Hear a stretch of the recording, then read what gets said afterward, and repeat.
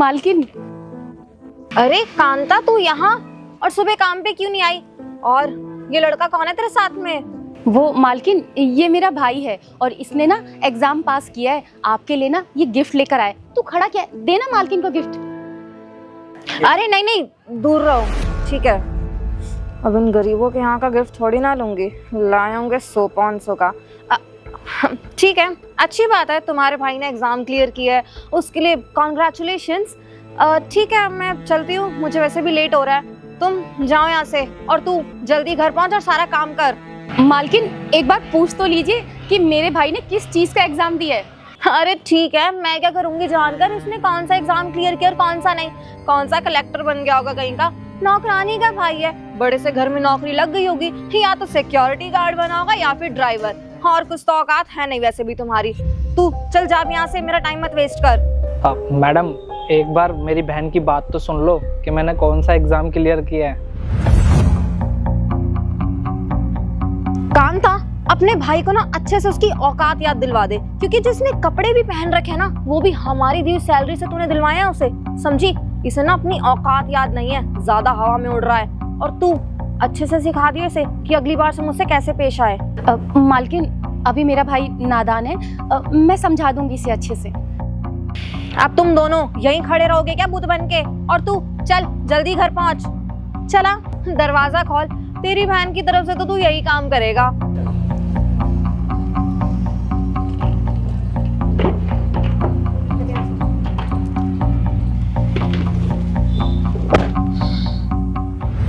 भाई तू घर जा, मैं काम करके घर आती हूँ।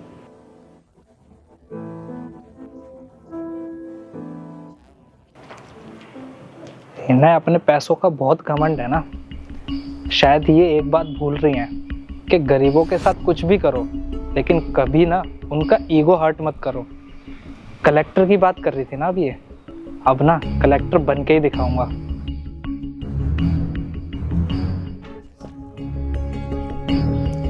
ये ड्रेस अच्छी लग रही है, एक काम करती हूँ, इसे ही ऑर्डर कर लेती हूँ।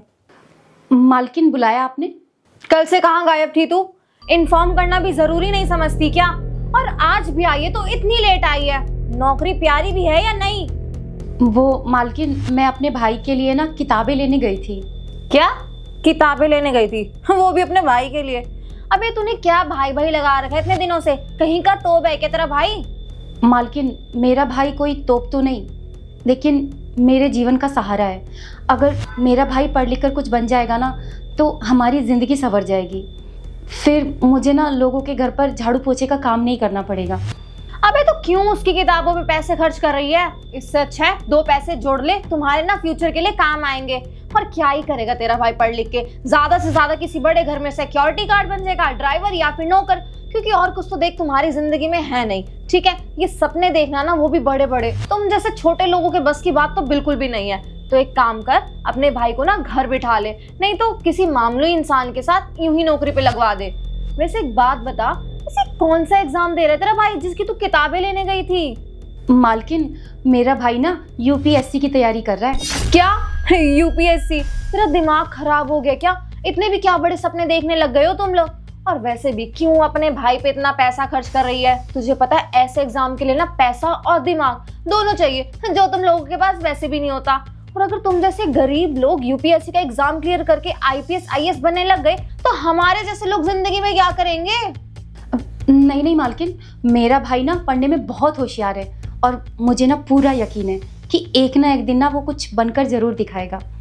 अच्छा, तेरा भाई इंटेलिजेंट है तो तू क्यों यहाँ खड़े खड़े अपना टाइम वेस्ट करिए? एक काम कर, जाना पढ़ा लिखा अपने भाई को, ना अपना टाइम वेस्ट कर ना ही हमारा, क्योंकि हम इतने बड़े आदमी की बहन से क्यों ही बात करें। चल, मैं ना तुझे अभी के अभी नौकरी से निकालती हूँ, जा यहाँ से। नहीं नहीं मालकिन, मुझे नौकरी से मत निकालो। वो क्या है ना कि इस नौकरी से ही तो मेरा घर चलता है। मुझे ना इस नौकरी की बहुत ज़रूरत है, मुझे नौकरी से मत निकालो मालकिन। एक बार में तुझे कोई बात समझ नहीं आती? मैंने कहा जा तो मतलब जा।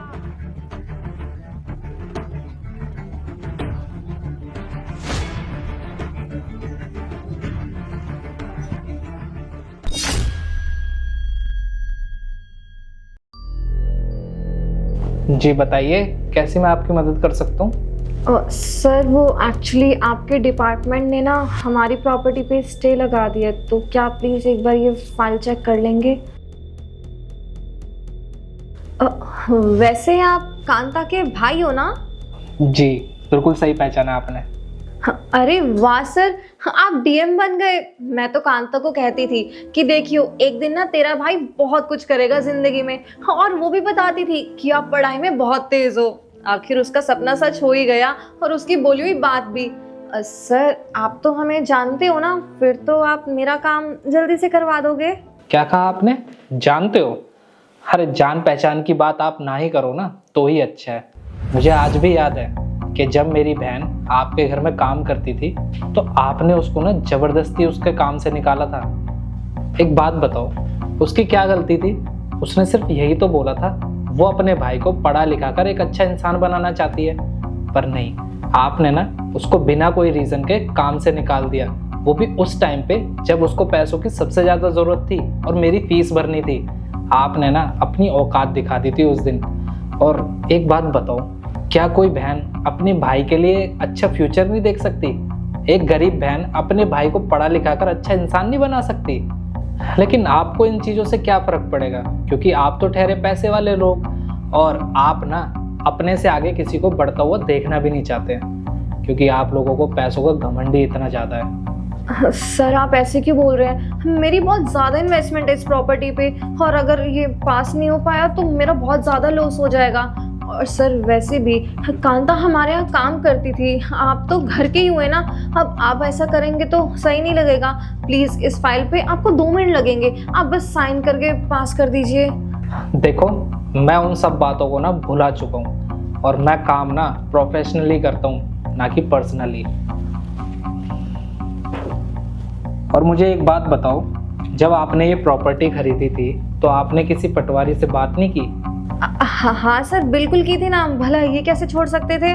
नहीं, आपने किसी पटवारी से बात नहीं की, क्योंकि आपकी ये जो ज़मीन है ना, ये एग्रीकल्चर में आती है, और आपको ये सस्ती ज़मीन मिली और आपने अपना वर्क स्टार्ट कर दिया। और आप ना इस प्रॉपर्टी पे सिर्फ 20% ही काम कर सकती हो, लेकिन आपने 80% इस पे बिल्डिंग बनाई है। तो ये प्रॉपर्टी ना आपकी एमसीडी के अंडर आएगी और वो जल्दी से तोड़ देगी, इसमें मैं कुछ नहीं कर सकता। सर प्लीज़ एक बार ढंग से चेक कर लीजिए, मैं बहुत ज़्यादा अमाउंट इन्वेस्ट कर चुकी हूँ ऑलरेडी। देखो, मैं आपको बोल चुका हूँ ना कि मैं इसमें आपकी कोई मदद नहीं कर सकता। और वैसे आज आपको बहुत बुरा लग रहा है, उस दिन क्या हुआ था जब मेरी बहन के साथ आपने ये सब चीज़ें की थी? उसको भी बहुत बुरा लगा होगा ना। खैर जाने दो, वो कहते हैं ना कि वक्त सबका बदलता है, और ऊपर वाले की लाठी में ना आवाज़ नहीं होती है। सर मैं मानती हूँ उस वक्त मुझसे बहुत बड़ी गलती हो गई थी, मैंने आपको और आपकी बहन को नीचा दिखाया था, वो मेरी नादानी समझ के माफ़ कर दीजिए। मेरे इंटेंशंस आप लोगों को हर्ट करने के बिल्कुल भी नहीं थे। लेकिन सर प्लीज़ एक बार ये फाइल चेक कर लीजिए और इसे साइन कर दीजिए। अगर ऐसा नहीं हुआ तो मेरा बहुत ज़्यादा लॉस हो जाएगा और शायद मैं रोड पे आ जाऊँगी। Sir please. देखिए, आप चाहे रोड पे आएँ या कहीं भी जाएँ, मुझे उससे कोई मतलब नहीं है। मैंने आपको बोल दिया ना कि मैं इस पे साइन नहीं कर सकता तो नहीं कर सकता। ये लीजिए आपकी फाइल और जाइए यहाँ से। सर जाइए आप यहाँ से।